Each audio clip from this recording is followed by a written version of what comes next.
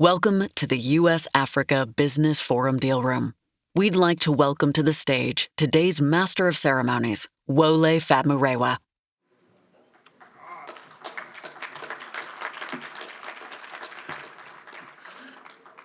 Good morning to all the members of the press in here, all participants at the US-Africa Forum. Good morning, good afternoon, and good evening to our viewers around the globe.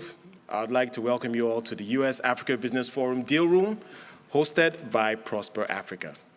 My name is Wole Famurewa, and I'm a business journalist and a presenter at CNBC Africa.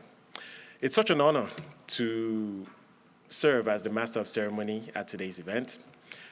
It's an opportunity to shine a light on the energy, opportunity, and dynamism across the US-Africa investment ecosystem.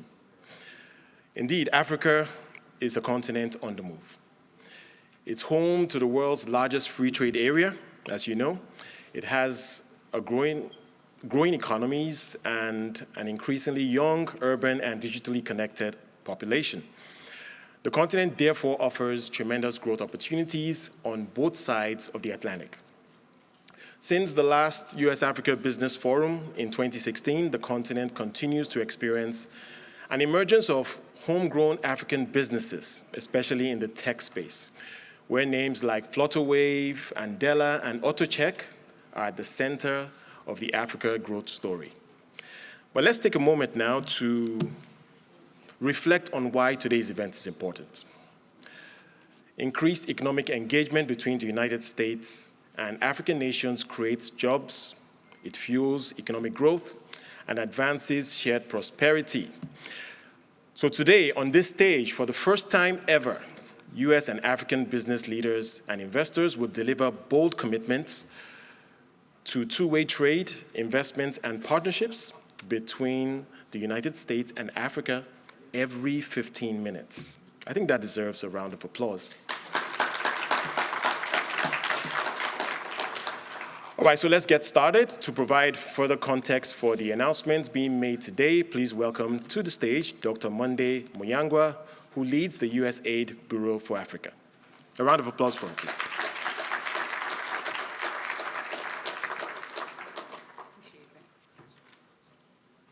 Good morning.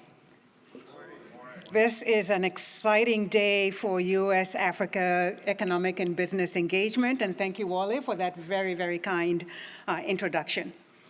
It's an honor for me to be here with you today to offer remarks on behalf of the US government in the Deal Room hosted by Prosper Africa. The future of the United States and the future of the African continent are inextricably linked. Our partnership is critical to addressing shared global challenges and to fostering economic development. And we are committed to working in partnership with African governments and partners to build more equitable, sustainable, and inclusive African economies. Our long-standing economic partnership has helped strengthen trade ties between the United States and African countries, support business to grow and find markets, empower women to participate in the business sector, and improve access to finance. All of this work, though, should lead to a result: investment, and more critically, jobs. And that is what the Deal Room is all about. Today in the Deal Room, you will hear from some of the leading US and Africa businesses and investors who will announce new and expanded commitments every 15 minutes. These commitments, spanning mining, information technology, healthcare, agriculture, and other sectors, showcase the vibrancy of African economies and the depth of partnerships being formed between the United States and the African private sectors. Throughout the day, you will hear commitments from business leaders from the diaspora. Our African diaspora is a source of great strength. We see strong intersections between Africa and the United States through business partnerships with the diaspora, which in my view has long been underutilized and undertapped and underappreciated. So it's good to see the African diaspora really come into the center of US-Africa economic engagement. So building on this prior work and the commitments made, the US government, through Prosper Africa here today, will continue the work to boost two-way trade and investment between the United States and Africa to help companies do business in the United States and African markets long after this summit concludes. We look forward to strengthening and deepening and expanding those partnerships, working hand in hand with all of you. Thank you so much.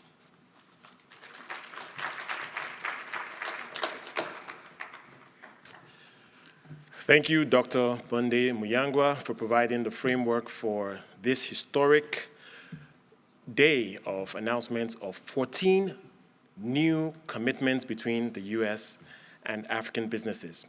I share her enthusiasm, and I really love that she noted that the African diaspora is a real source of strength, which I think are being harnessed in the cultivation of the commitments that we're seeing today. So the commitments have been grouped into the following categories. First is mobilizing trade and investments. Second, we have deals related to climate and energy. Third are commitments related to digital transformation. Fourth are deals delivering greater access to healthcare, which is so important in Africa. And then we have one deal that impacts the creative industries, or more precisely, I would say the business of sports. So you need to stick around for that. Again, I reiterate that these deals, as she mentioned, are creating jobs, economic development, encouraging innovation, and supporting new industries. Each announcement will be delivered in 15 minutes. We are going to move at a swift pace to get through all of them by 2:30 p.m. local time when the deal room closes. And for your information, the morning session ends at noon when we'll break for a networking lunch, and then return at 1:30 p.m. for President Biden's keynote address. That should take us to somewhere around 2 p.m. when we'll resume the program.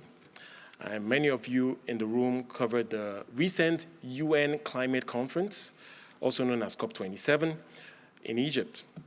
At COP27, the Biden administration and African countries unveiled a number of strategic policies and programs to tackle the climate crisis and galvanize global action and commitments. I now have the pleasure of inviting to the podium the presenters of our first announcement in the category of climate and energy. It is called the Green Energy Climate Deal. As I welcome them, I ask that you are generous with your applause until I get through all 5 of them. Thank you very much. So please welcome Josh Goldman. He's the president of Cobalt Metals. We have also joining us Owen Hegarty, executive chairman, EMR Capital. We have the U.S. Secretary of Commerce, Gina Raimondo. And also the Honorable Paul Kabuswe is the Zambian Minister of Mines. And we also have the pleasure of His Excellency Hakainde Hichilema, the President of the Republic of Zambia.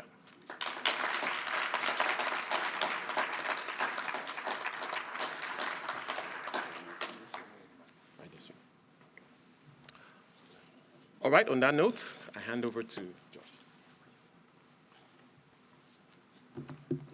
Thank you very much. It's an honor for our entire team at Cobalt Metals to make this announcement here today. Our job at Cobalt is to invent better ways to find the metals to electrify the world economy: copper, cobalt, nickel, and lithium. Our scientists are working to discover the deposits that will become the next generation of mines and produce the materials that we need to avoid catastrophic climate change. We succeed at our business by hiring the best people and by inventing breakthrough technology to make us more successful explorers. We use artificial intelligence, to find ore deposits that everyone had missed until now. But that's not enough. For our business to succeed, we have to invest in the countries that offer the best opportunities. And when we look around the world for the best places to invest, Zambia rises to the top. Zambia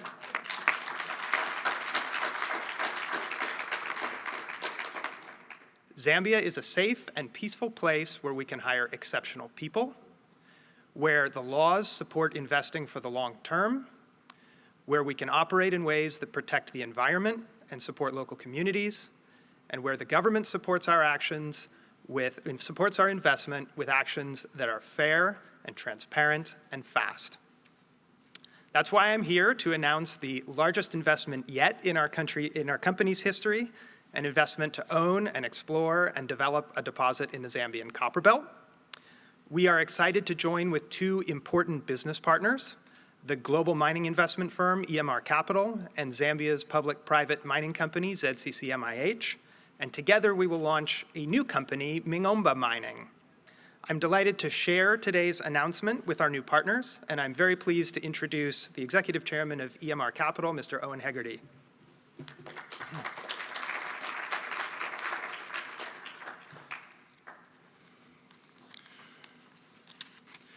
Thank you, Josh. And thank you to the American government and all organisers for the opportunity to be here today. Much appreciated. We too are thrilled to be announcing this milestone investment by Cobalt and in partnership with EMR Capital and ZCCM, Zambian Consolidated Copper Mines in Zambia. For those who don't know us, EMR Capital is a specialist mining private equity investment firm. Approximately 95% of our investors are US-based, which means that 95% of our capital invested in Zambia is from US sponsors. We're delighted to join forces with fellow US-backed company Cobalt. EMR has been in Zambia since 2017 through our investment in the Lubambe copper mine. We chose Zambia because we're attracted to not only the operating Lubambe mine and the enormous potential of the world-class Mingomba resource, but also because of the stability, investment-friendly jurisdiction, and attractive infrastructure and people, with more than 100 years of mining history. As majority owners of Lubambe copper mine in the Zambian economy, we employ or contract over 2,500 people, and we understand the importance of new investment to create sustainable economic growth. We remain committed to our environmental, social and governance values, policies and procedures, and in particular, we'll continue to build on our corporate social responsibility program with the local community, targeting education, health, training, and economic and business development. The exploration and development program at Mingomba will create many jobs for the Zambian people, also have flow-on impacts on the copper belt generally and to other Zambian businesses. We see this transaction as a significant step forward to unlocking considerable value for all stakeholders. Importantly, the transaction is fully aligned with the Zambian National Minerals Resources Development Policy to maximise exploration throughout Zambia. On this note, over to you, Madam Secretary. Thank you, Owen. Thank you. Thank you, Owen. Thank you, Owen. And good morning to everybody. And of course, special thank you to President Hichilema for joining us. It's a great honor for us to have you here, Mr. President, and your team. Thank you to Prosper Africa Executive Secretariat for hosting us in the deal room. This is the place to be in this conference. This is where it's at. Because, and I was just chatting with the President, this is what we need to do, more concrete investment, deal by deal, delivering innovation, capital, jobs to the continent, in this case, Zambia. So today in the deal room, we will be announcing more than $15 billion in commitments made in the lead up to this forum.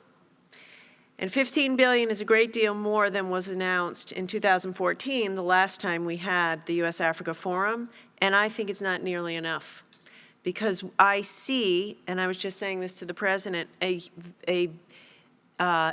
really an increased appetite on behalf of U.S. investors, companies, and entrepreneurs to invest in the continent. So it's up to us to come together in partnership, as between the public sector and the private sector, to realize the potential. Because when people look at countries like Zambia, they see a good climate to do business, a government that is making it easier to do business, and great credit goes to you, Mr. President, and your team. Entrepreneurs tell me, as we just heard from Josh, it is a safe place with transparent rule of law and speed, right? And speed, which is a credit to your team. But also, it's a young population, a lot of resourcefulness, resilience, and entrepreneurial spirit, which is what we want to tap into. So I'm here, like all of you, to celebrate, along with Josh, who's a fantastic entrepreneur, and Cobalt Metals, EMR Capital, thank you, Owen, for being here, ZCCM, thank you. This is a commitment for $150 million into Zambia's mining sector. And I think this is a model for what we need to do more of. It's a big deal, $150 million. United States plus Australia plus Zambia, U.S. entrepreneurship focused on a critical sector where Zambia is resource rich and bringing to bear new technology. So it is, really, I think, a model of what we need to be doing. And again, great credit to the President, because I think, as I was saying to the President, I was in the private sector, I was an investor, I used to be a governor. It's not enough to have great talent and resources, but what the President and his team are doing, which is to say reaching out to business and making it clear that Zambia is a good place to do business and the government will make it easier, is what will make you so successful. So congratulations to Cobalt, congratulations to EMR, and congratulations to ZCCM for making this commitment. I wish you continued success, and know that the Commerce Department is at your service to help enable more deals of this kind. Thank you.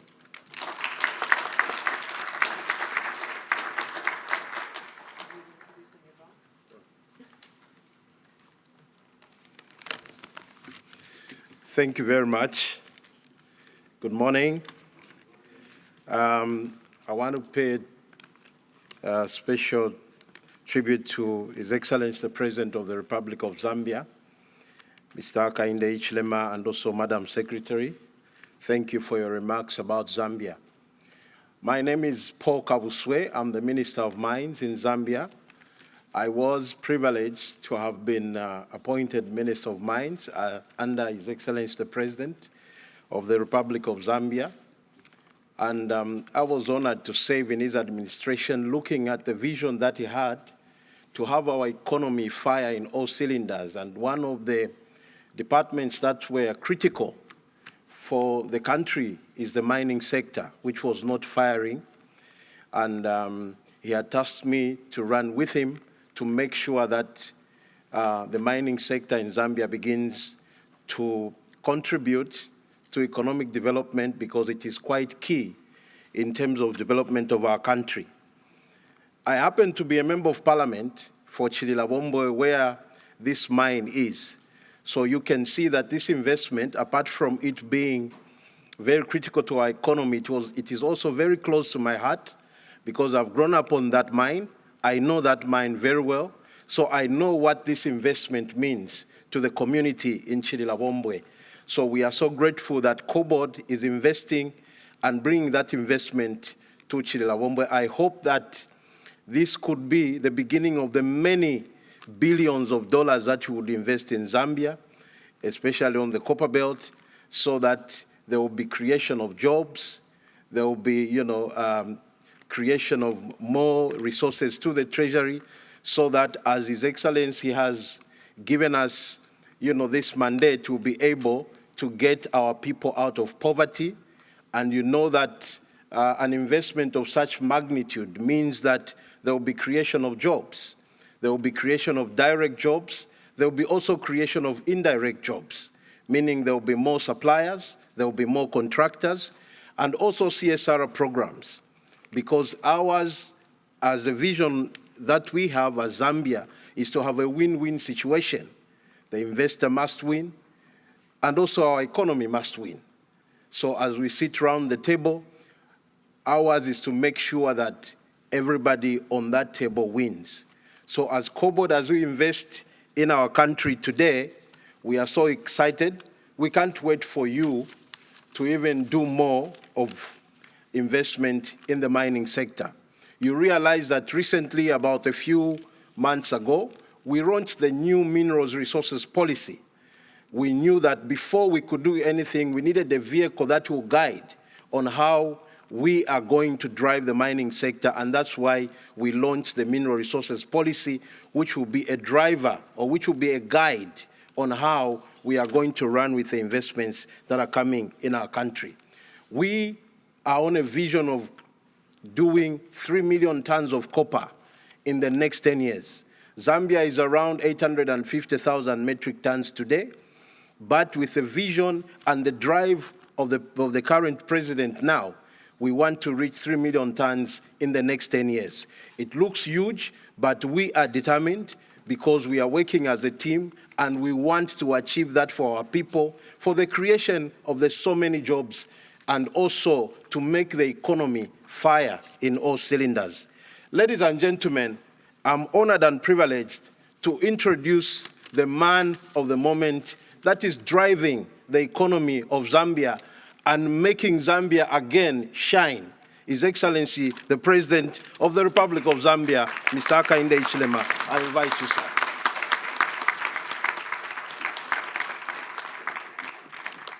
Thank you very much, Minister of Mines, and good morning to all of us here. Let me just start by acknowledging the Secretary of Commerce, who has spoken to the U.S. government, and also the Deputy USAID Administrator, who made the announcements initially. And obviously, my colleagues in Cabinet, I see a couple of those here, a few of them, and senior government officials, Dr. Gordman and the COBOD team, indeed MI, and ladies and gentlemen. Let me say on behalf of the people of Zambia, we're very, very delighted to be here today, and it's really a great moment for us. I know we are here on a mission of the U.S. Africa Leaders Summit, but that summit is anchored on getting things done to unlock our economies. It's the politics, it's peace, security, stability on one side. Politics, peace, security, stability. On the other side is economic reconstruction, is development. It's all of the things that are associated with what we can deliver when the economy is functional. So I wish to pay a special recognition to President Biden and his government for arranging this summit and also for getting us here, all of us here from the African continent. Our message to the world is that Zambia is here and ready to do business. That's our message. We said it elsewhere. We are now in office 15 months. And when we said so 15 months ago, I think others were raising questions, what does this African leader mean? This is what we mean: business, economy, investment, and we're very delighted to be part of today here. When you invest in Zambia, you invest in the environment that is conducive, as you have heard already from the speakers before me, an environment that will assure you returns, and we're talking about also working on our policy environment, business operating environment, so that we have attractive, not just attractive policies, but also consistent. I think many of you are aware of the shifts in policies that can affect your returns on your investment. We're determined to make the environment, business operating environment, consistent, therefore predictable. So it's easier to make investments. So we consider investors in our country not as it used to be in the past, many descriptions, many names, but for us, these are partners, critical partners, to help us fulfill our own agenda, upon which we were elected. We were elected on the agenda of change to better the lives of the people of Zambia, and we can only do that by getting the economy functioning. And we can only do that by getting investors. So therefore, how can an investor be a competitor? Not at all. We consider investors as partners, integral to our own vision, achievement, and to theirs. And there is the convergence. And that's what matters to us at the moment, and maybe beyond. There has never been a better time to invest in Zambia than now, in my view. I was born there. I grew up there. I understand the days of socialism, post-independence. I understand what that did to the economy. I understand the subsequent leaderships that came in and how we failed to exploit the opportunities given our natural resource endowments in many areas. Hydrology. Yes, climate change, but this hydrology allows us to have significant investments in energy, for example. And we are already 90% green energy. We can produce more to supply, to support economies around us. 8 neighbors plus 1. 300 million people in our neighborhood. That's a sizable population, and that population, if and when we make the right investments, such as this one, in energy, and energy to support mining, absolutely essential. And this investment is in copper, cobalt around there, which are critical minerals to gravitating us from carbon-driven fuels to green fuels, electric vehicles. That's what we're talking about. This is not about Zambia. This investment today is not about cobalt, it's not about ZZM, it's not about Zambia, it's about all of this and the rest of the world as we grapple with climate change issues, as we grapple with replacing climate-damaging fuels to green fuels, and therefore electric vehicles. Very, very important to us. So, and we want to indicate to you that as a leadership, we are determined to make things happen, to support investment, to support businesses, to make sure that they succeed. When they succeed, as we have heard, they create jobs. They create business opportunities. They add to revenue, treasury revenue. They add to so many things. Social corporate responsibility, this is a small issue. To us, the big issue is the contribution to economic growth, the jobs, the business opportunities, and that's the bigger issue. A lot of times, and by the way, I come from business myself. I started working for myself when I was 27 years old. This is the first time, 15 months is the first time I'm working for the public sector, and that I haven't worked for myself. So we understand that sometimes we lose the thrust of what is bigger and focus on small issues. So the bigger story is what we are interested in here. And I can say more, but I don't wish to do so, except only to challenge ourselves as a partnership, COBOT and all of the members of this partnership, to move quickly so that we can begin to exploit this resource and let this resource contribute to the business agenda, investment agenda, to the economic agenda, to the national agenda, to our Africa agenda, to value add and not to continue exporting raw materials. Our economies have remained small because we've not added value to our products. Let's process in our country. Let's manufacture electric vehicle accessories. Batteries is only a small component. I hear people always talk about battery, electrical vehicle, but it's too small a component. Battery, other components, we must talk of semiconductors in our country. I think this is the way we see things, and we wish all of us, I wouldn't say corporate, we wish all of us success in this transaction. $150 million We want more of such sized projects, investments. We want to triple the size. We want to get to billions. And the opportunities are there. Just to repeat, mining, hugely resourced. The MOU with Congo DR allows an investor to look at Zambia beyond the boundaries of Zambia, into spilling over into Congo. That's what that MOU is talking about. And that's the added value we signed yesterday, arising from what we signed here, the Battery Council, with the US. So Congo DR, Zambia, US, and other partners. We want to look at that sector, look at energy I talked about, look at agriculture, food security. All of these are very important to us. So I don't want to waste your time here. This is a happy time. But we want to see happier times going forward. I'm a little bit uneasy, Secretary comments, when you say 15 billion, and we are doing just 150 billion. We would like to extract more. Thank you very much for your attention.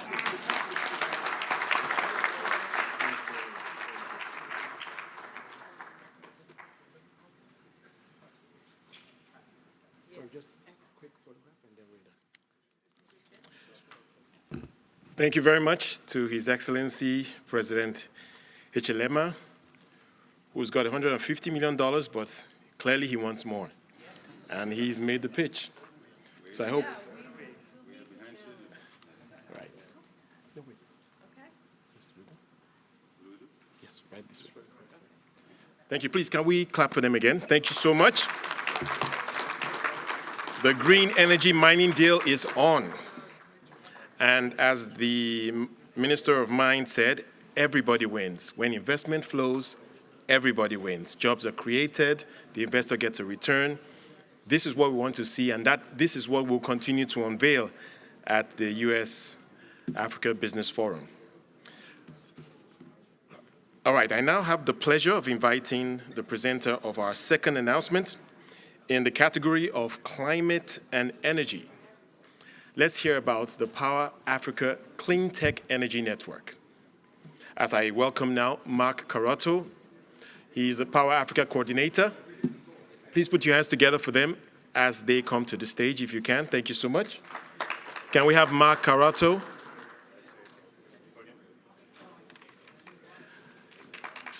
Camille Richardson, Deputy Assistant Secretary at the Department of Commerce.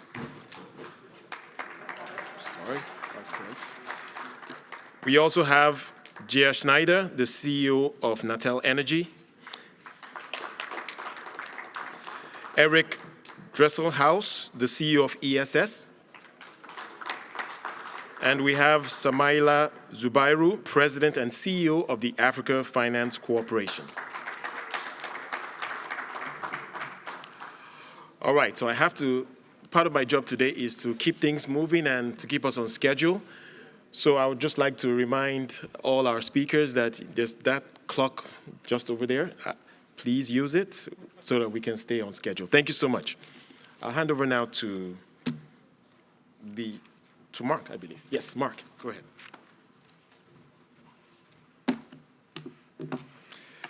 Well, good morning, everyone. I'm Mark Carato. I'm the coordinator of Power Africa, and it's really a pleasure to be here. It's been an exciting summit so far, and I'm really excited about the number of deals coming through. I think showing the real concrete and tangible progress we're making on building out the partnership with Africa. As you know, we're here today to launch the program, the Clean Tech Energy Network. And because we just can't not do it, we give them acronyms. So we also call this C10. So if you see C10, it's the same thing. It's to build and support clean technology ecosystems, to accelerate market development of clean technologies, and probably most importantly, to foster African energy transitions while increasing energy access to 600 million people in sub-Saharan Africa. I'm pleased to be joined today by a group that absolutely exemplifies the innovative nature of what the Clean Tech Energy Network is all about. With us is Prosper Africa, our colleagues, many in the audience and around, of which we do this in partnership. 2 U.S. private sector partners with innovative energy technology solutions in Natel and ESS. The Africa Finance Corporation, a trusted partner and an incredibly important part of the financing ecosystem. the University of California, Berkeley, colleague Dan Kamen in the front row here as well, and our partner agencies, of course, Department of Commerce with Das Richardson, the U.S. Trade and Development Agency, Heather Lanigan's here, and USAID as well. So many, many more. In a moment, I'm going to share an endorsement from Administrator Samantha Power. As you know, she was pulled away the very last second. This is a summit after all. These things happen. But first, I think we're going to do a short video.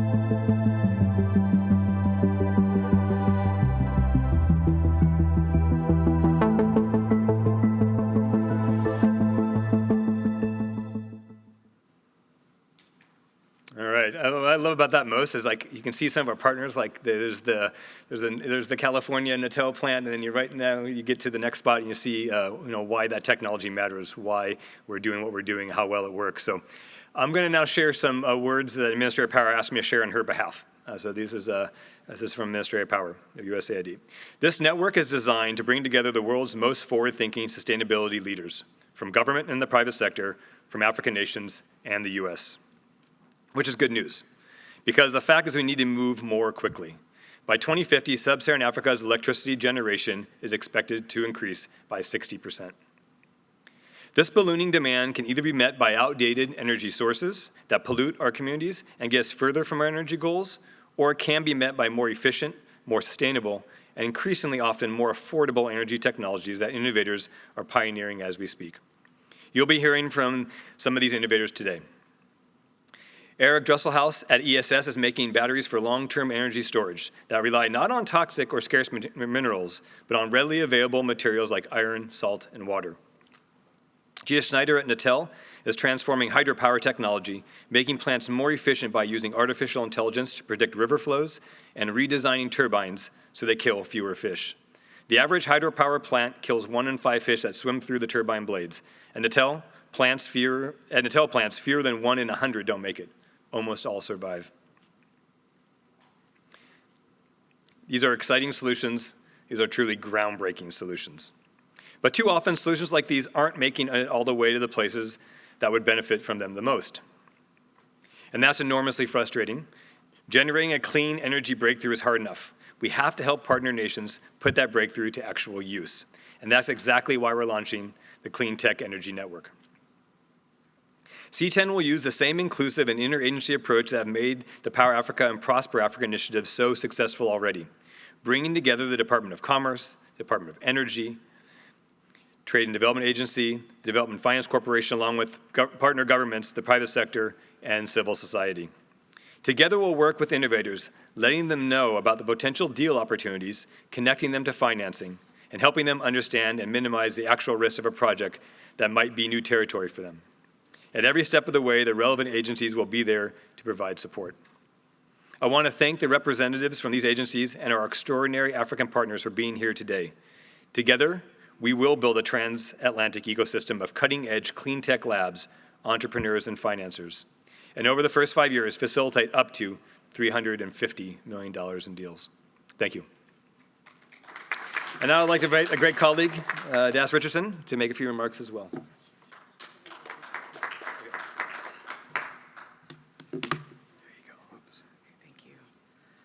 Well, thank you so much, Mark. This is exciting. And the Department of Commerce is all in on C10 with advocacy, business development services, trade shows, and outreach through our U.S. Export Assistance Centers that are located throughout the United States. There are actually 106 of them in most of our states. So integrating US and African commercial ecosystems, building those crucial links will expand the use of clean technology, so important these days, and will enable the private sector to deliver cost-effective and clean technology solutions. I'd also like to highlight that we have a commercial law development program called CLDP, which many of you already know for the work that it does with African governments. They recently produced an energy storage handbook, and this is the most recent of an acclaimed series that they have produced. It's a guide to planning, procuring, and financing energy storage solutions. It helps explain the technologies and how governments can adopt the right regulatory framework for private investment into this type of storage. So get your copy. As our friends at ESS know, energy storage solutions can be tricky, and we hope this handbook, I'll hold it up again, written in cooperation with African authors, will help pave the way for greater adoption of this key technology. And now, let's hear from our innovators. Thank you.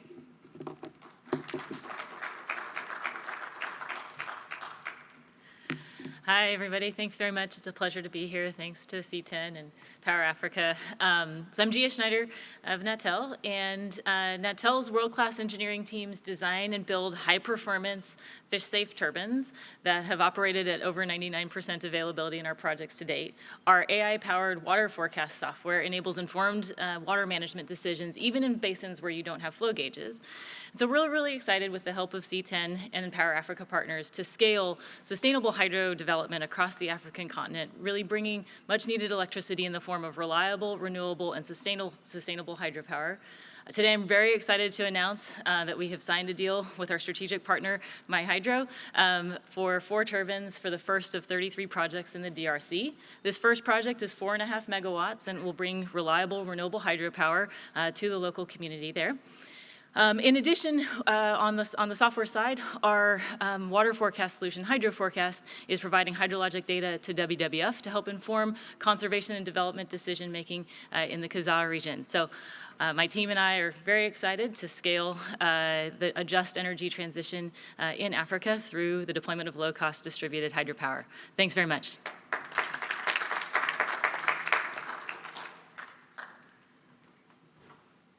Hello, I'm Eric Dresselhaus. I'm the CEO of ESS. We're based in Portland, Oregon, and we build, as was said, long-duration energy storage that uses earth-abundant, safe, and broadly available materials, iron, salt, and water. Although we build our products in Oregon, the worldwide demand extends from Europe to Australia to Africa. And the reason's pretty clear. As we look to electrify everything, bring the entire African continent onto the grid and provide the reliable, safe electricity on a non-carbon basis to fuel our economies, there's no more cost-effective way to do that than to pair solar with storage. So we're excited to work with all of you, with the US government. We appreciate the support, and we are delighted that we were recognized yesterday for the Sub-Saharan African Deal of the Year for a project that we are doing in Nigeria. So we look forward to many, many more projects going forward. Thank you very much.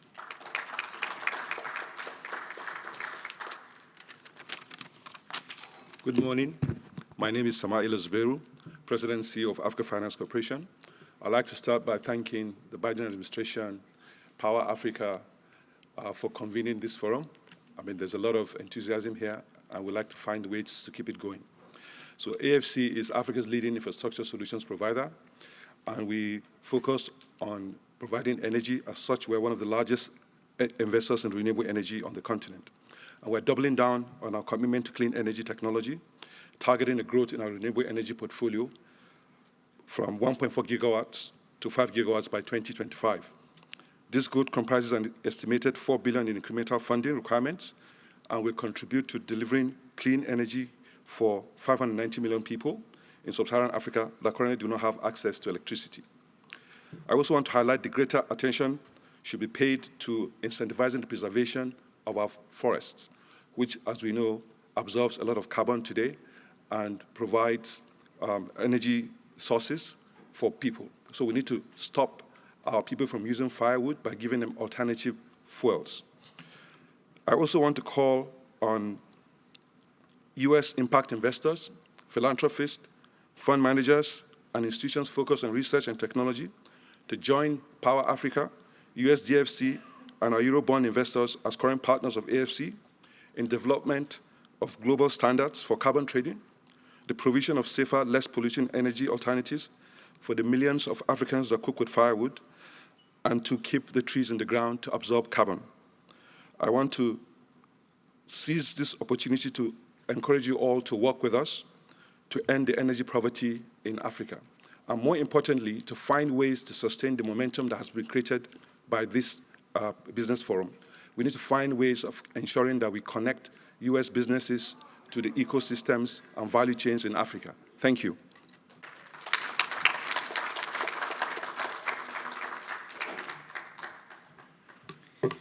All right, the easy part's done. We've launched. Now we gotta get to work. Super excited. I'm gonna ask a few folks to actually join us on stage. Heather and Dan, please. Paul, why don't you come join us as well? Leslie, I see you're in the room. Please come up as well. If you guys can take your name tags off for the photo, that'd be great. As they come up, I just want to, reiterate, this is a two-way ecosystem. It has to go both directions to really work. We want to make sure that companies, business associations, buyers, partners, investors, entrepreneurs, innovation labs, government stakeholders all work together to innovate and get bankable deals. So if you have any more information, you can please see us at Power Africa or usaid.gov/Power Africa /C10. Thank you very much.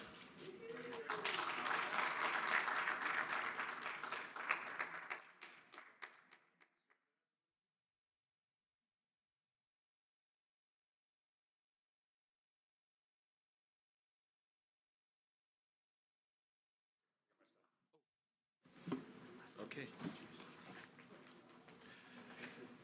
Thank you, Mark. I certainly look forward to some of these clean energy solutions, adding to the efforts to light up Nigeria and, of course, the broader African continent.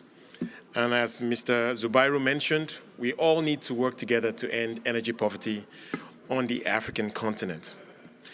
I now have the pleasure of inviting the presenters of our third announcement, and we'll change things up a bit. This announcement will be via a TED Talk style presentation of Yelling Beauty as a deal in the mobilizing trade and investment category. I'd like to now welcome Rahama Wright, the founder and CEO of Yelling Enterprises, and Gladys Salapeti, shea butter producer. Please welcome them to the stage.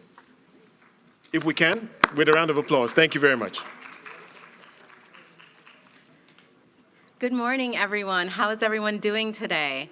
My name is Rahama Wright, and I am the founder and CEO of Yelling Enterprises, and I'm thrilled to be here with you all this morning to make an announcement at the Prosper Africa Deal Room at the U.S. Africa Business Forum. My company, Yelling, ethically sources value-added plant-based ingredients from women-owned cooperatives in Ghana. And by doing this, we increase women's income 5 times their country's minimum wage. I want to introduce you to one of our very special guests this morning before I get started into our presentation, Gladys Salapeti. Thank you. Good morning to everybody for giving me this opportunity this morning to stand here and share my story about African women to you people. I'm Gladys. I live and work in Ghana. I organize women groups and drop up girls into shea producing. I grew up, that was my mother's business. When I couldn't make up going to school, I started the shea butter producing. So I saw that there's need to help my colleagues because we are many. Our mothers are hardworking in Africa, but many cannot go to school. And shea is in African countries, so we have to learn how to produce shea butter. I have 3 kids, dependents 2, and my grandchildren.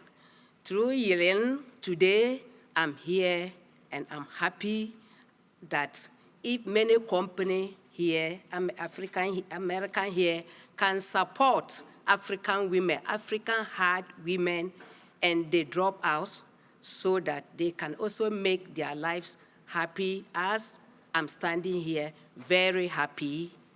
Thank you. God bless you people. Asankushun,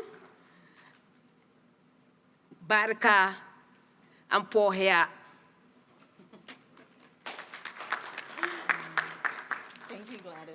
Thank you too. So in the end, she was saying thank you in her local languages to all of you. And as Gladys has shared, she is one woman, but she represents so many women in Africa. I learned about shea production and I learned about how it impacts and affects women when I was a Peace Corps volunteer. I learned the issues firsthand, the fact that these women are in rural communities and they don't have a chance to really get their products to the global marketplace. And I think it's so important when we think about trade in Africa that we need to really center the role of women and figure out how to help them take their local resources, transform it into value-added products, and then help them bring those products to market. And that's what we do. That's what Shailene does. And over the years, we've developed a line of body care products that we sell through our US-based retail suppliers. And through that, I've seen that there's a strong connection between US manufacturing and African supply and value chains in the beauty industry. And we believe that amplifying women in the global beauty industry creates better jobs here and it also creates better jobs in Africa. And it's important to note that in the last 5 decades, US manufacturing has seen a decline and has lost about 7 million jobs. Yet in the beauty manufacturing segment, there has been a 5% growth every year since 2012. This is where we see opportunity to propel transformation and change. The US beauty industry employs about 60,000 people, and it's an over $40 billion industry. The thing that we're trying to do is we're trying to take advantage of the growing demand for pure and organic personal care by making an initial investment of $1.6 million in the creation of the first commercial manufacturing facility in Washington, D.C. Thank you. This facility will support early-stage beauty brands operated by founders of color here in D.C. And in building this manufacturing facility, we are tying it to our African supply chain and creating jobs for women like Gladys. We'll create jobs here, we'll create jobs in Africa. And over the next 10 years, our goal is to expand our sourcing to not only source from Ghana, but Senegal, Uganda, South Sudan, Mali, Chad, and Morocco are some of the countries that we are now doing needs assessment to identify suppliers that we can work with. We will source new ingredients. Right now we source shea butter, but we're looking at neem, moringa, chebe, argan, and essentially all the plant-based ingredients that we see in a lot of popular body care products. And by building manufacturing here locally in DC, tying it to our African supply chain, growing to several countries across the continent, we estimate that we will generate $55 million over the next 10 years in new business revenue. And this projection is based on our sourcing, it's based on manufacturing services that we'll be providing, and also incubating early-stage beauty companies here in DC. In addition, because we'll be growing our supplier network across the continent, we will increase from 800 suppliers to 6,000, supporting living wages for women and community development in Africa. And in DC, through the work of the manufacturing facility and by helping to support and incubate early-stage beauty businesses, we'll create 200 new jobs locally. And everything that I've just described cannot be done alone. And connecting to the tools and resources of Prosper Africa is one of the ways we'll be able to accomplish this goal. But we also have an incredible partner in the mayor's office. And I would like to invite the Deputy Mayor of Planning and Economic Development, John Falchicchio, to come and share a little bit about our partnership. Thank you. Well, thank you, Rahama. So I just wanted to say that Gladys and Rahama remind me of an old proverb. And the proverb you may not know because it comes from my mother. My mother taught me growing up that just because I make it look easy doesn't mean it is. And the work that Rahama and Gladys are laying out is going to not only change communities here in Washington, D.C., but in Africa as well. So let me tell you the story of how I got involved with Rahama and the work that the district government is doing to support her. So in 2020, Mayor Bowser said, we need to figure out how we think of recovery in 3 stages. We were facing a lot together as a nation and as the world. And we thought about 3 stages of our comeback. It was going to be relief, it was going to be recovery, and it was going to be growth. And we wanted to have programs that supported business owners in each of those stages. And so with our local funding and with federal funding, we cobbled together a pool of $350 million. And we put together about a dozen and a half grant programs to support DC businesses. And one of those programs was local manufacturing.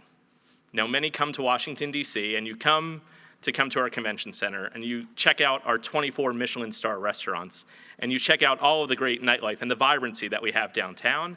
But what we wanted to do is make sure that there's local manufacturing so we could support local jobs and local businesses. So we heard the presentation from Rahama, and we knew right away that we could have a location in Ward 7, which is one of our 8 wards in the district, and we can have an impact not just on the community in Ward 7 and DC as a whole, but we could have an impact on more than 7 nations in Africa. And so for us, it wasn't about just helping Rahama fulfill her dream, but it was about those who we didn't know. I'm so honored today to meet Gladys, to know that we can help her realize her dream. So on behalf of Mayor Bowser, we couldn't be more excited to be here. We look to others to join us. Our investment is actually a non-equity investment. It's a grant.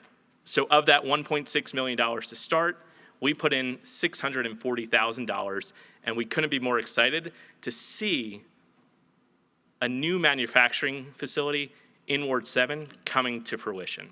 So I'll ask you all to join us in the support of Rahama and Gladys and fulfilling their dream. Thank you all, and I'll turn it back to Rahama.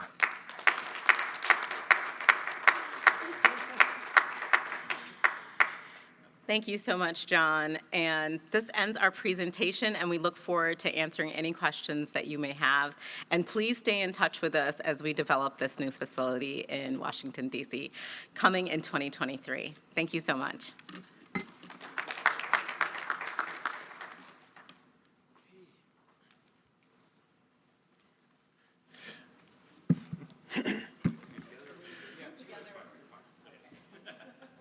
Thank you, Rahama Wright, founder and CEO of Yelling Enterprises. Gladys, it's great to have you here, the shea butter producer, and the Honorable David John Falchicchio, Deputy Mayor for Planning and Economic Development for the District of Columbia. Isn't it great to see how the connection between U.S. manufacturing and African supply and value chains in the beauty industry can create prosperity and make a big difference in the lives of many? This is what the Dear Room is all about, ladies and gentlemen.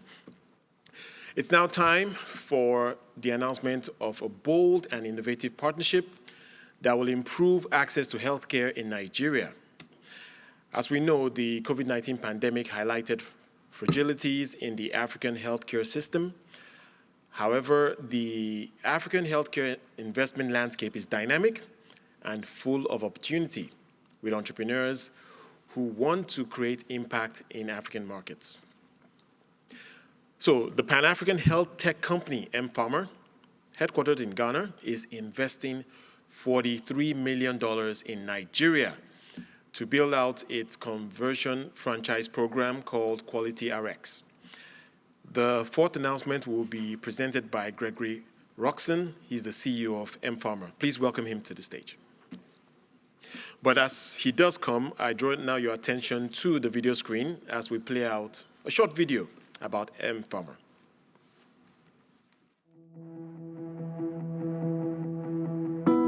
My name is Daniel. This is a story about How would you save my life? Hello everyone, my name is Omokweku Naomi. I'm Daniel's mom. I became a member of Multi last year, July, when the community nurses came around my house. So they gave me a particular card. They invited me for a free care check-up. So I came in that day, and that was how they registered me on their system, and I became one of their customers. The first day I heard about multi-doctor was when I came here. I brought my son here. That was January this year. So he was not feeling fine. He was having this serious headache, and he was having cough and catarrh at the same time. I couldn't take him to the hospital where we normally use. That particular day, there was a nurse here that attended to him, and then I was able to have a video conversation, a video call with a doctor. And the doctor referred us to go and do what they call a full blood count and a wider test for my son. And after that, I went there, I brought the test results, and they gave me some drugs for him. Orúkọ mi ni Ọ̀jẹ́dẹ́kẹ̀ Fọláṣadé, MD of Damilat PPNV. Ní 2019 tí mo join M-Pharma, mo rí wípé àwọn èèyàn bẹ̀rẹ̀ sí ń wá. Èkíní ni wípé our lack of health workers tó máa dá wa lóhùn níbí báyìí. Ṣùgbọ́n nígbà tí M-Pharma join, tí mo wà partnership pẹ̀lú M-Pharma láti máa wà ní àdúgbò wa, ọ̀pọ̀lọpọ̀ èèyàn rí bíbáyìí as a next primary PPNV níbí báyìí tó dẹ̀ pé ó ń jẹ́ káwọn èèyàn máa wá. The experience was so good because I didn't have the opportunity to take him to a very big hospital. Then coming here to talk to a doctor, the same thing that I was supposed to have done in the hospital was the same thing that they did for him here. They were able to treat my son. I was so happy.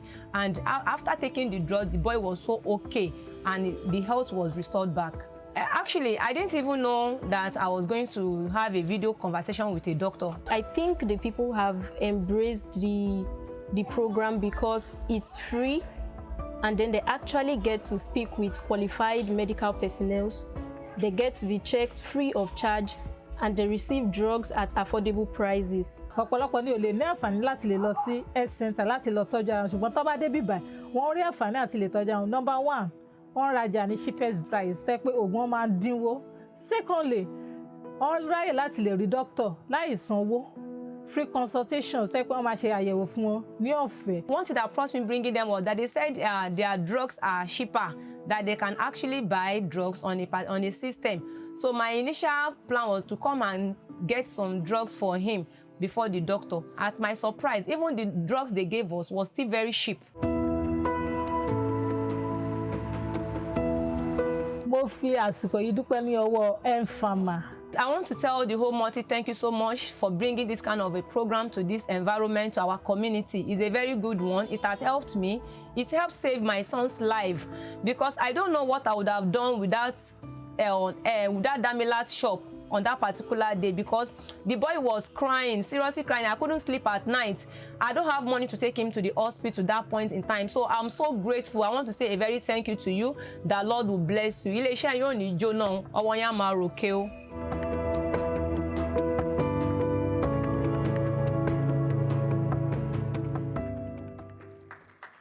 Good morning, distinguished ladies and gentlemen.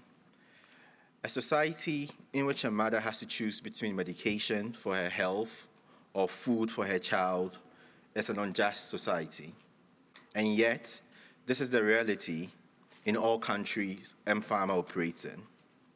We can only make economic progress in Africa if we have healthy societies. To build healthy societies, we need solutions to a simple question: how do we sustainably scale access to affordable care? At M-Pharma, we are creating a paradigm shift in how primary health care can be made accessible and affordable on the continent, so that we can improve health outcomes for children like Daniel.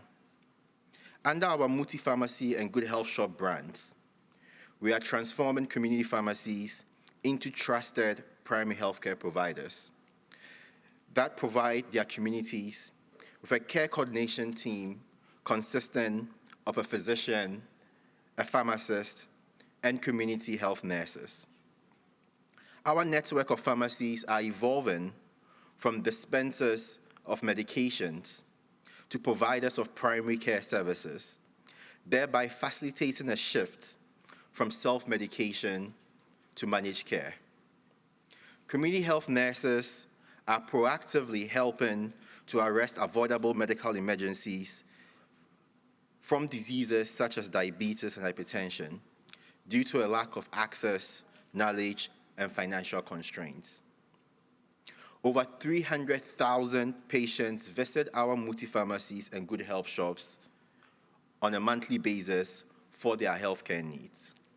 With operations in Ghana, Nigeria, Togo, Kenya, Uganda, Rwanda, Ethiopia, Zambia, and Gabon, we are building Africa's largest privately managed primary healthcare system. Today, I'm proud to share our most significant investment yet. Over the next 3 years, we will invest $43 million in Nigeria to scale our pharmacy-led primary healthcare network from 364 multi-pharmacies and good health shops in 12 states to 1,424 health facilities in 25 states using our conversion franchising model known as Quality RX. This investment will increase the capacity of the Nigerian healthcare system to provide primary healthcare services to an additional 750,000 patients each month. It would also create jobs for 11,780 healthcare workers and professionals. Finally, our pharmacy partners will generate cumulative revenues of $153 million over the next 3 years. This will be the biggest private sector expansion of Nigeria's primary healthcare system. I am grateful for the support from our investors and partners, including Citibank and DFC. I believe the CEO of Citibank was supposed to be here. Oh, he's here. Okay, Mr. Akin Dauda, who's here, who's been a very key partner in this expansion. In April this year, I visited Willie King's pharmacy in New Tafo, a peri-urban town in Ghana. Willie King's was established over 40 years ago, was the first pharmacy in their town. But in the last decade, as the couple, husband and wife, grew older and could no longer actively manage the pharmacy, its business declined and its revenue dropped to as low as $300 a month. About a year ago, M-Pharma invested in Willie King's pharmacy through our Quality RX program. And today, its revenue has grown to over $7,000 a month. On my visit, as I was leaving, the son, who's now taken over running the pharmacy, pulled me aside to say thank you. And I told him not to thank me, because this is not charity. We're in business together. And he said, no, the reason I'm thanking you is because my workers come to the pharmacy happy every single day, because I have money to pay them. And because they are happy, when patients come to the pharmacy, they treat them with kindness. And these patients go back and keep coming back. This is the virtual cycle we create when we create economic prosperity by building healthcare businesses that are resilient and can serve their communities. Today, Willie King's has regained its reputation as a trusted pharmacy in the community, and more importantly, has become its community health center. Willie King's and Damilat PMS are not exceptions. They represent the transformative work we are doing with hundreds of pharmacies and medicine shops across the continent. Each pharmacy or good health shop that we will invest in as part of this commitment will represent how Africa can build a more robust health system that serves patients across the socio-economic spectrum. The journey to building this system does not start from fancy lectures, lengthy reports, or appeals for donor aid that end up in the pocket of consultants or corrupt individuals. It starts with equipping small to medium-sized healthcare businesses like Damilat PMS with the proper technology and business resources to provide value to their local communities and priced appropriately for that value. Willie Keynes and Damilat were never looking for a handout or philanthropy. They needed someone to see their potential and to partner with them to improve the health outcomes of their communities and the financial outcomes of their businesses. I am glad M-Pharma is the enabler of their success story. And Quality RX is proof that social impact can be coupled with profitability. Over the next 3 years, we'll aim to replicate the success of Willie Keynes for thousands of healthcare facilities in communities within states like Kaduna, Kogi, and Abai in Nigeria. Public health must not always mean government-run. Africa's private sector must take on the mantle to rebuild our health system and help mothers like Daniel's mom regain their trust and faith in their countries. Because when people lose faith in their health system, they lose faith in the very foundation of the governments that are supposed to deliver the most fundamental and most basic service that they've been entrusted to do. At M-Pharma, our vision is to build an Africa in good health. The investment announced today will bring us closer to this goal in Nigeria. And on this note, I would like to invite Mr. Akim, the CEO of Citi, to join me on stage.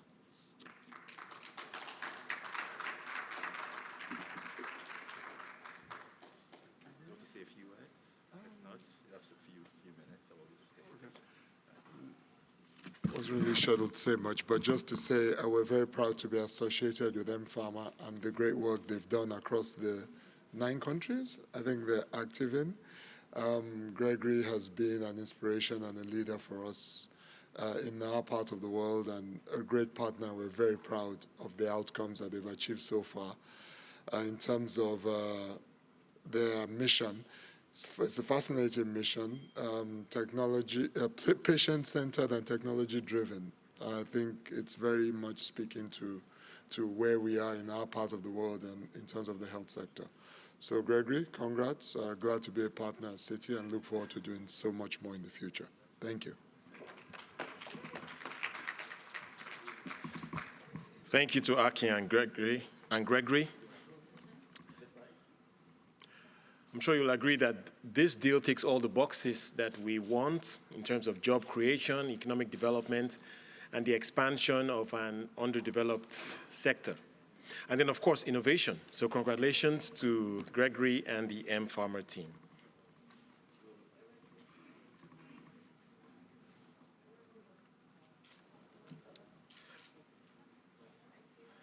Thank you very much. Please, another round of applause for M-Pharma and Citi. All right, so we move on to our 5th announcement. And this time, it's in the category of digital transformation. There's an emerging digital economy on the African continent, and this investment provides some of the underlying infrastructure needed to scale that growth. I now have the pleasure of introducing to you John Nevergold. He's the CEO of the ABD Group. And happy to say bienvenue to the Honorable Adama Coulibaly, the Minister of Economy and Finance of Côte d'Ivoire. Please welcome them to the stage. With a round of applause, please. Thank you very much.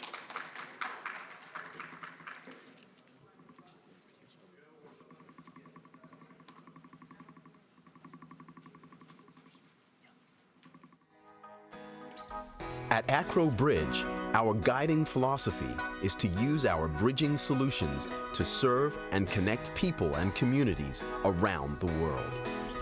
Acro Bridge specializes in the design, manufacture, and supply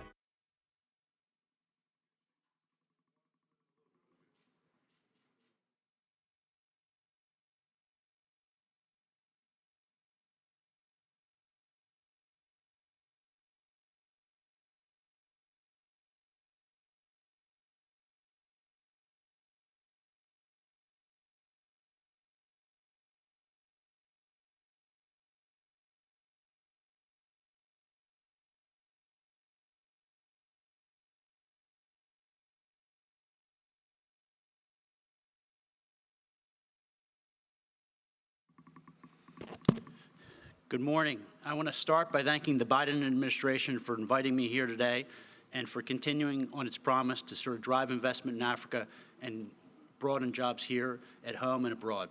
My name is John Nevergall, and I'm the CEO of ABD Group, one of the leading project developers in Africa. Over the last 15 years, we've developed critical infrastructure projects in 21 countries on the continent, representing more than $2.5 billion of investment. This ranges from hospitals to higher education buildings, roads and bridges, fiber optics, wastewater treatment plants, and industrial parks. Our mission is simple. We believe in the future of Africa. That's why we're dedicated to developing projects that have a long-lasting, sustainable impact for our partner countries. Today, I'm pleased to announce that we're making the development of data centers across Africa a focus for our company. We plan to leverage our experience and access to capital to deliver secure, international standard data centers with the goal of supporting the growth of the digital economy. This is estimated to be a $500 million investment over the next few years. Let me explain why data centers are critical. Our lives are lived online more than ever, but our digitalized lives need places to be stored, secured, and processed. This is where data centers come into play. Right now, most data in Africa is stored outside of the continent, and that's a real missed opportunity, especially for the emerging economies across the continent who can really benefit from tapping into the digital economy. As the GDP of African economies continue to grow and experience some of the fastest growing globally in the coming years, more data storage will be necessary to support local companies and content providers. But it's not just local companies that benefit from this. By building highly scalable data centers with the highest level of security, we expect the presence of large companies from Microsoft to Google to Amazon and Meta to grow on the continent. These data centers will also serve to bring down the cost of data. This provides an indirect but important benefit, driving job growth and increasing incomes. By starting to build more of this critical infrastructure, our goal is to encourage African governments to not only embrace but prioritize digital infrastructure development. That means implementing policies that promote the growth of digital economy. I'm excited to announce that today I'll be signing an MOU with His Excellency, the Minister of Economy and Finance from Côte d'Ivoire, making Côte d'Ivoire the first country where we'll implement this initiative. We've been active in Côte d'Ivoire for almost 10 years, and we've developed hundreds of millions of dollars of infrastructure. For example, one of the projects that's being highlighted at USABF is a $320 million project we have to build 100 hospitals around the country. This project will change the face of healthcare in Côte d'Ivoire. While it has a focus on maternal health, it also addresses diagnostic, primary, and specialty care. Under the leadership of the President, the Prime Minister, and the entire government, they've made encouraging the growth of the private sector a priority, and they've created making it a welcoming environment for investors and companies. You find an investment code that attracts investors and secures any investment that private companies do in Côte d'Ivoire. Côte d'Ivoire is continually ranked as the fastest growing in the region, and it's estimated to grow 7.3% in 2023. The government has also embraced the need for the growth of the digital economy and is focused on continuing to put that at the forefront. One great example is the digitalization program they're doing now to have the collection of taxes be online. It is for these reasons that we believe Côte d'Ivoire will continue to have significant growth over the next few years, will be a major recipient of foreign direct investment, and experience rapid growth in the digital economy. Thus, we're happy to be signing today with His Excellency Minister Amadou Coulibaly of Côte d'Ivoire to be our first partner in country in this initiative. With the excitement of the U.S.-Africa relationship coming out of the USABF and the opportunity on the continent, we're expecting to expand to other markets across the continent in the coming months as well. At ABD Group, we have more than 15 years of experience developing, financing, and building infrastructure in Africa. Today, I'm proud that we're bringing that expertise to deliver high-quality digital infrastructure to support the growth of Africa's digital economy. Thank you.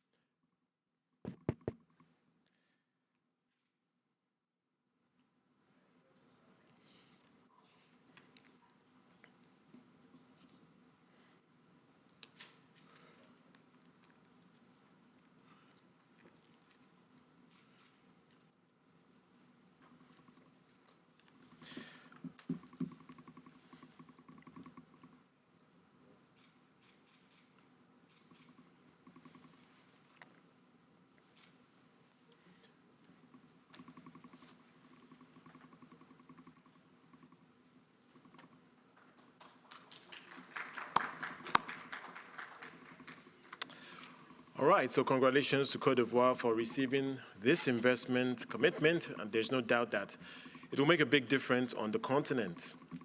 And just want to again recognize our audience joining us online. We hope that you are getting inspired by the announcements, and I can assure you there's a lot more to come. The next announcement is also related to digital transformation. It's from Cisco NetAcad and Zambian. Here to present their announcement as a TED Talk format presentation, we have Fran Katsudas. He's the Executive Vice President and Chief People Policy and Purpose Officer at Cisco. And we also have Thierry Wanji, the President and CEO of Zambian. Please put your hands together for him as they come on stage.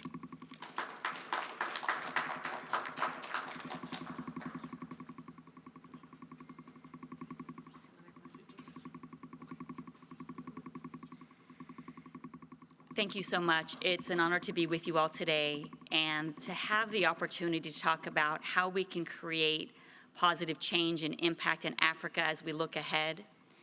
At Cisco, we are deeply committed to utilizing the strengths of our success of our company to improve people's lives everywhere. We have a defined purpose to power an inclusive future for all.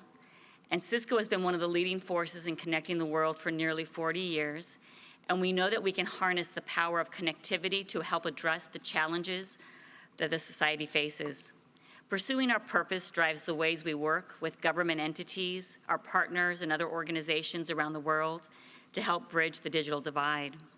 We are also committed to equipping individuals around the world to participate in the digital economy through our networking academies. These programs provide high-quality ICT and cybersecurity courses, simulation software, and hands-on practice opportunities. In the past 25 years, we have trained 17.5 million learners around the world, and we've recently committed to training an additional 25 million people over the next 10 years. And while these numbers are striking, what can get lost in these impressive numbers are the individual stories, the lives that are changed by the opportunities that connectivity and education can provide. We have the ability to lift up those who are often left out of the digital economy and already most impacted by economic inequality: young people, women, ethnic minorities, and people with disabilities. We see tremendous potential to create opportunities for more people across Africa. And that's why we're making a new commitment as part of President Biden's Initiative for Digital Transformation in Africa. Through this commitment, we'll build new partnerships with African governments, industry, and communities to help them transform their connectivity and develop the workforce for the future. I'm proud to announce that Cisco is committing to providing digital and cybersecurity skills training to 3 million people in Africa over the next 10 years through Cisco Networking Academy.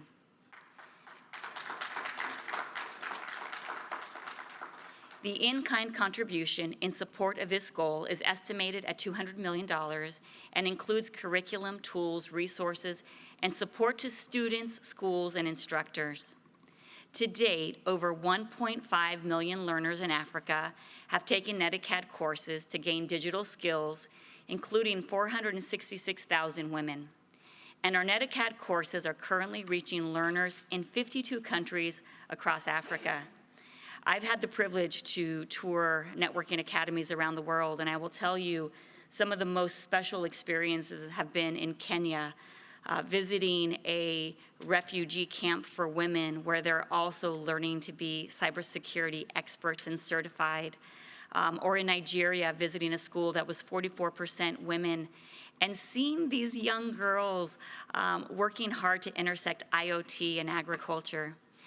In addition to Networking Academy, through Cisco's Country Digital Acceleration Program, or CDA, we're collaborating with African government leaders to build sustainable, secure, and inclusive communities powered by ethical and innovative technology solutions.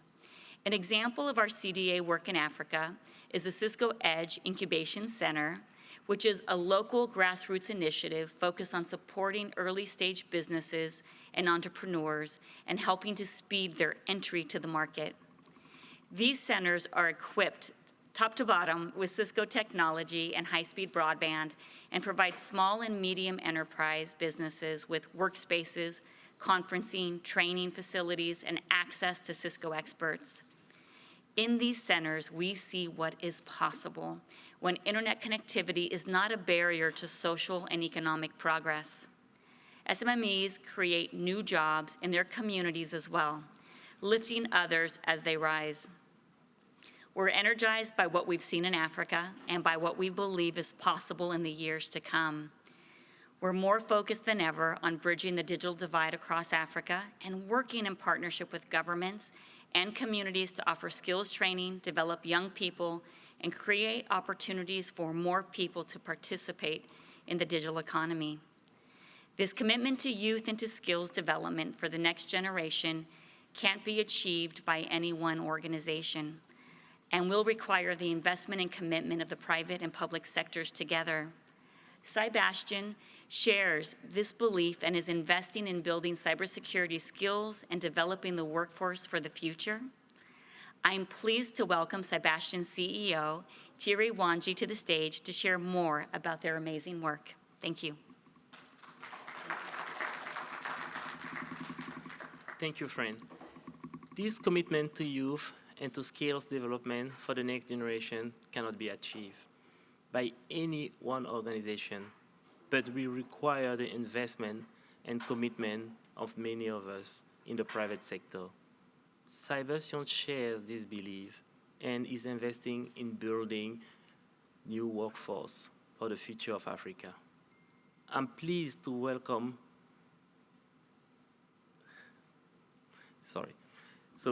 thank you, friend, again, for introducing me, and it's an honor for us at Cybersion to collaborate so closely with Cisco and you, and our many colleagues at Cisco. Not only we have traveled together down the road of business, both of our organizations are fulfilling a shared commitment to enriching the life of the people of Africa.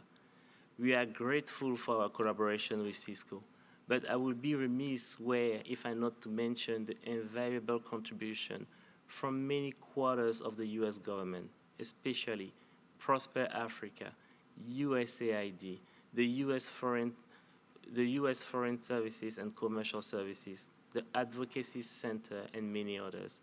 And we also value greatly the close association we have developed with the U.S. Africa Business Center of the U.S. Chamber of Commerce.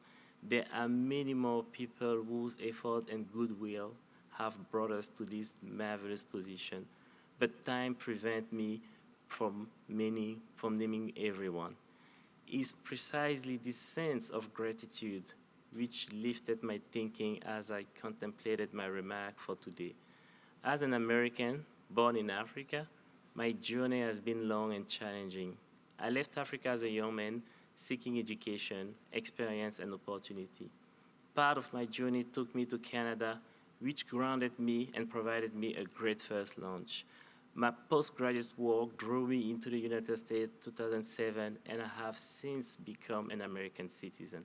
It has been my privilege to pursue my deep interest in cybersecurity in service of the U.S. government and in multiple university settings. While I'm grateful to have become a U.S. citizen, my African roots have always called me back to share the many benefits of my journey. As I follow the path of developing innovative technology, cybersecurity technology, the more it became clear that these advances needed to be brought to Africa. It's safe to say that defending and extending digital platform in Africa has become the animating vision for our effort at Cyberstion.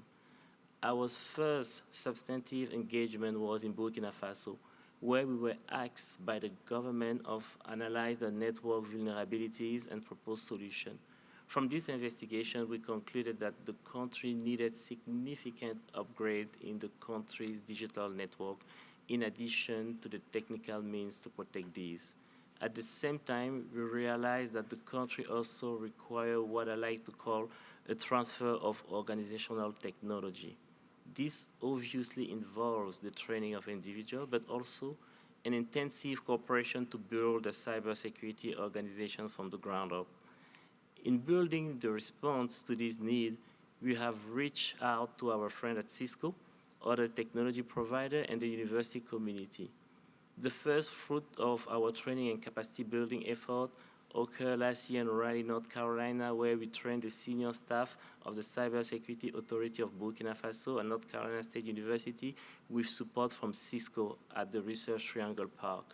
This is focused capacity building on both an individual and organizational basis, but most importantly, this is relationship building.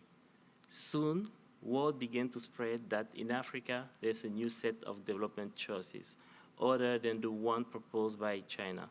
I will not dwell on the effort of China Belt and Road Initiative in Africa, other than the asset that the engagement can be seen in every country and across every economic sector. And it's of course well known that the Chinese government is always quick to offer development financing on very attractive terms. This Chinese financing plus the universal presence plus the speed to market gave them great success in the first round of Africa digital rollout some 10 to 15 years ago, what I like to call digital 1.0.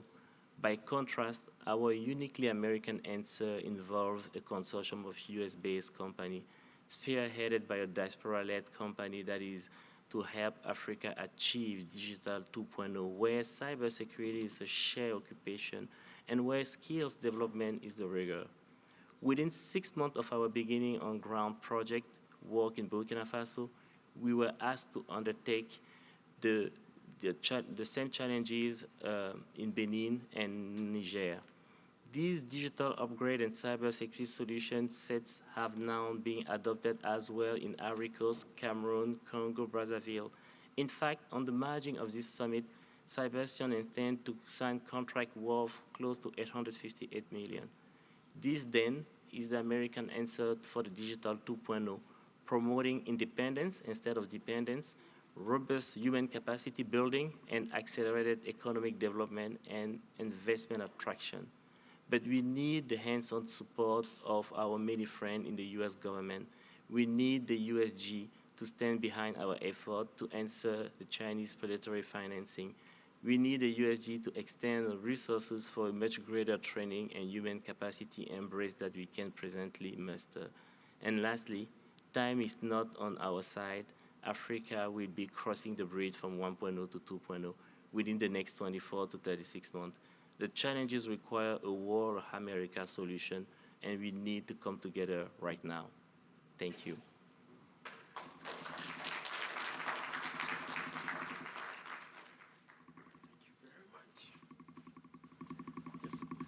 Let's have a quick photograph. Thank you very much. Please, another round of applause for them.